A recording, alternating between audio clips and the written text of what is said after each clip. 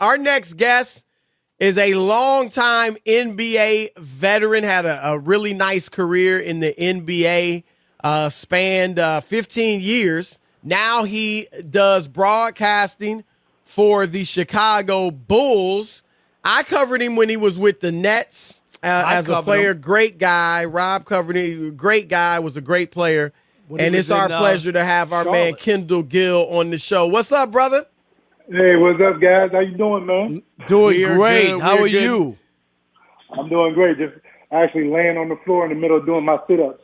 There you go. Hey, Chris needs to get down there with you. Well, I was saying, you and I are the same age, but you're in a little bit better shape than me. A little bit. You know, a little bit. But just a tad bit.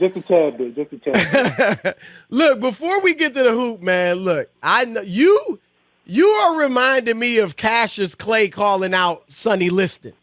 Like, you going after Jake Paul hard, my man, and you want him badly. And tell me, he's fighting Tyron Woodley in their rematch on Saturday.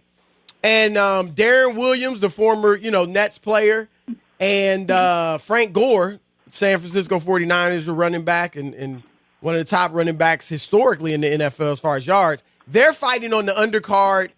But tell me why you want Jake Paul so badly in a boxing match. Well, the reason why I want him so badly is because, one, he knocked out Nate Robinson and then went and bragged about, I knocked out an NBA player.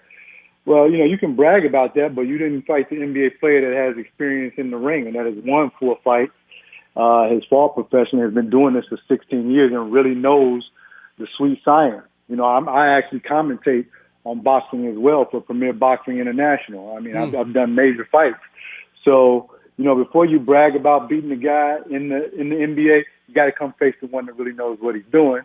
And secondly, I've always wanted to display my skills on a grand stage. I've been boxing my whole life.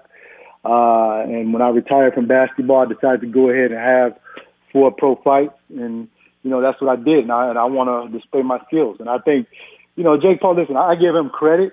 I don't knock his hustle. What he's done is he's done a great job as far as carving out a niche for himself. Con job. Yeah. Wow, all the money he's made. Right. Yeah. I mean, he's really. I mean, he's a smart guy. He's really done the right thing. Picked the right opponents and everything. Yep. But yesterday I was watching him at the press conference, or the open workout rather.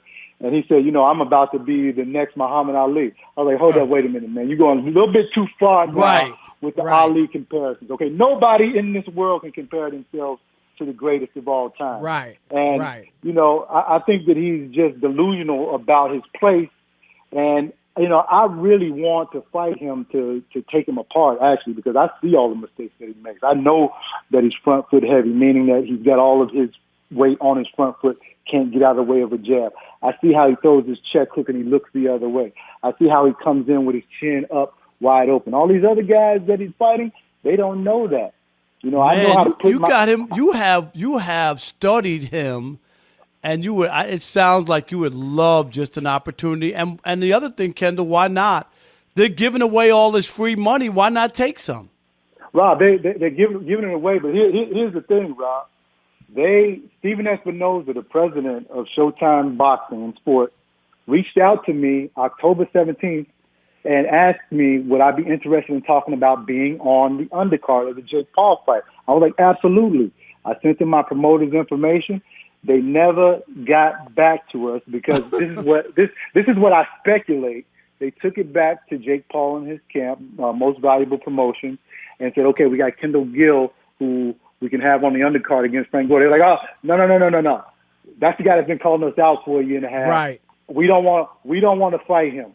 So if he beats Frank Gore, we know he's going to call us out on the undercard. So let's keep him off of it. So like 5 days later, I find out that it's my brother, my little brother, who went to the University of Illinois, by the way, the same as I did.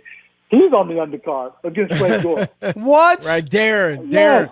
Well, look, Kendall, I do think he's ducking you because there's no way he doesn't know how much you've been calling him out. Exactly. You were on this show once before doing it. Shaq has called him out for you on TNT. Stephen A. has called him out for you on ESPN. So he knows, and like you said, he's smart. He wants to fight guys with no experience that he feels good about have his chance to beat. Now, let me ask you this. You mentioned Darren, and I forgot. That's right. I forgot he went to Illinois like you did. So do you know Darren well? And he sounds like he's done some MMA fighting. So what do you think about his skills and how he could fare against Frank Gore? Yeah, I know Darren pretty well. I think that, he is more of an MMA fighter, and he spars with those guys because he owns a MMA school in Dallas, so he spars a lot with those guys. But the thing is that I'm worried about whether that translates to boxing. Right. Okay. Right. Because MMA and boxing are totally different. And, he looked good in the open workout yesterday, but it's different when you got somebody in front of you that's trying to knock your head off. You got to know what to do. And I just worry about the experience factor. But I think he's not going to embarrass himself. I think he has a good chance of winning because this is Frank Gore's first fight as well. I think that Frank Gore, and I told Darren this, I said, I think that he's going to try to come after you early. I think that he's going to gas out, just weather the storm, and then once he gasses out, then that's when you go to work and start picking him apart. Do you think, I guess it'd be a nightmare for you if Woodley beats Jake Paul, right? Because does that end Jake Paul, you think?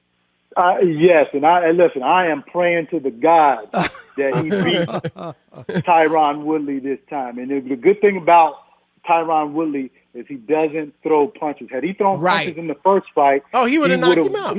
He would have knocked Jake out. He would have won that fight. But the good thing, here's the thing about Jake now. Tommy Fury, who he was supposed to fight, dropped out of the fight because of a broken rib and an infection in his chest.